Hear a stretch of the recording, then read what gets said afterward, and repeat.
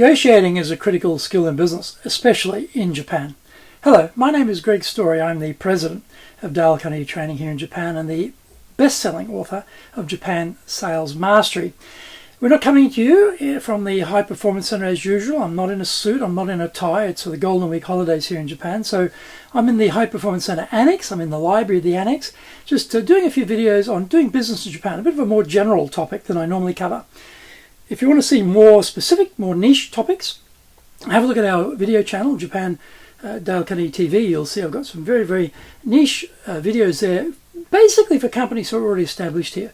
But I was asked to do some videos on a bit more general topics and just dealing with Japan for companies who may not be on the ground here yet.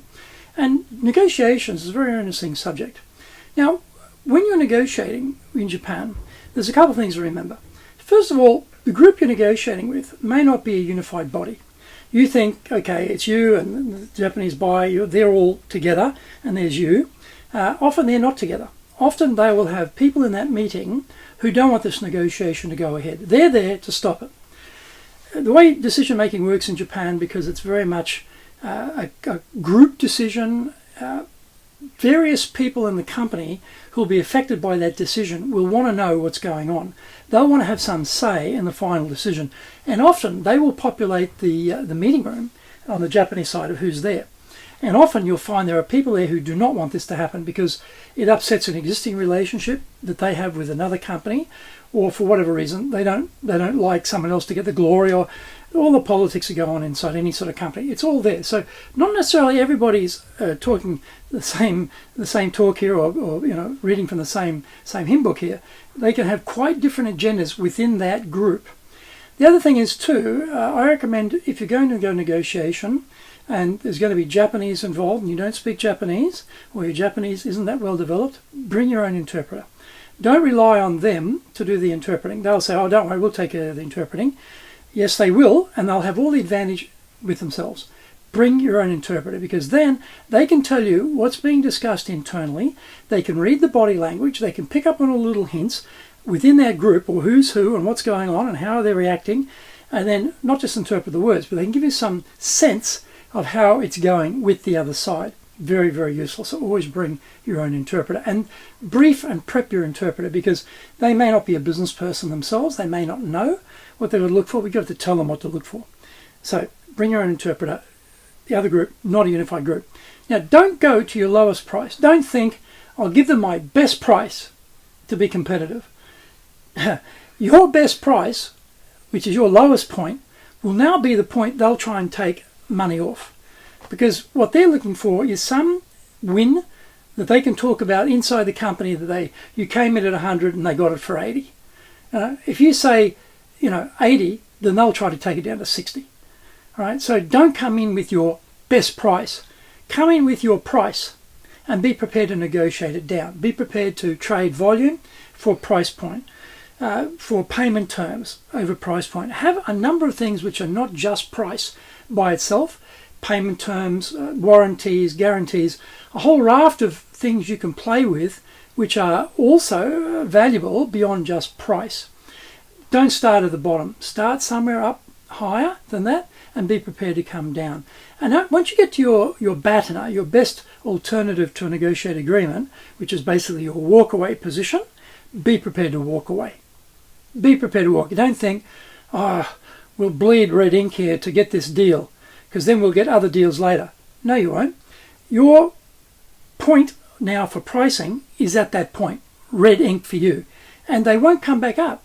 You think, you explain, this is a one-off, the planets align, it's the only time this is going to happen, it's a very special dispensation, it'll never happen again, never to be repeated, special once-only discount for you just to get the business going. No. As far as they're concerned, if it was 100, down to 80, drop down to 60, 60 is where it's going to be. It's not going to go back up to 70 or 80. It's going to be 60, and it'll be 60 every time. So you've got to be very, very careful on negotiating the price down and thinking you're going to bring it back up.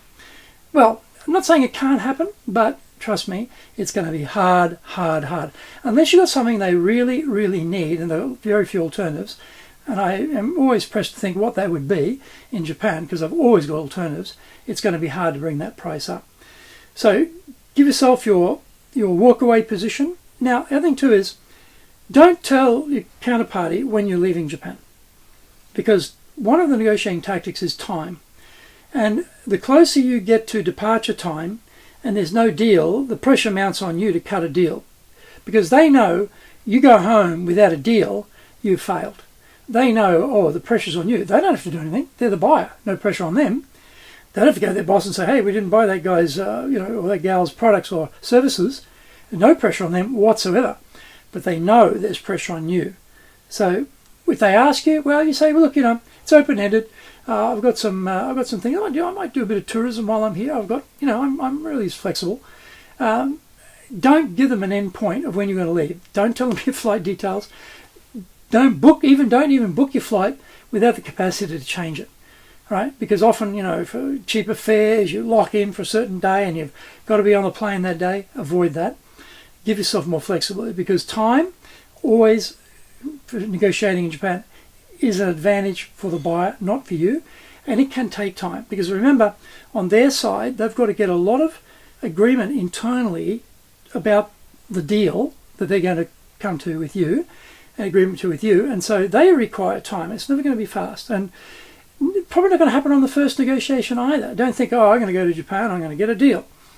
I doubt that. I really doubt that. You may have to come back here a number of times. And remember, trust is very important. I've talked about this in another video. You have to show you're trustworthy. And by turning up, even if you don't get a deal, you keep turning up, you build the trust. It might take you a number of years of visits to clients who never buy, but just keep going back, call on them, keep building that rapport, keep building that trust, and then you may find you get the deal.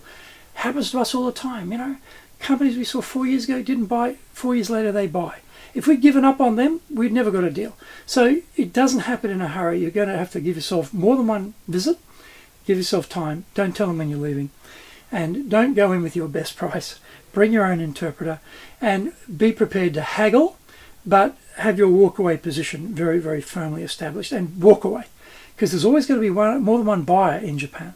Always more than one buyer, and they're not all in Tokyo. There's plenty of regional, large provincial cities in Japan with companies who have quite, sizable buying power who are not in Tokyo. You don't have to come here, I'm in Tokyo, and just deal with people here. Get out of Tokyo and go to those regional areas, and you'll find there are buyers there who are a good match for you, and you can start thinking about Japan region by region.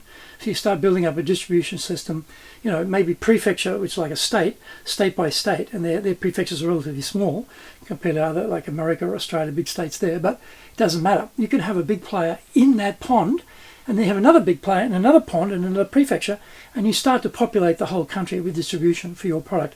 And that's what you want. You want sales. And often we don't have necessarily have the volumes either to match the really big the big importers here too and what they want. So it might be a much better situation to be negotiating with those smaller companies outside of Tokyo than with the big players in Tokyo. Anyway, there's some food for thought. I hope that was helpful, and I really hope that you're enjoying this little series on doing business in Japan.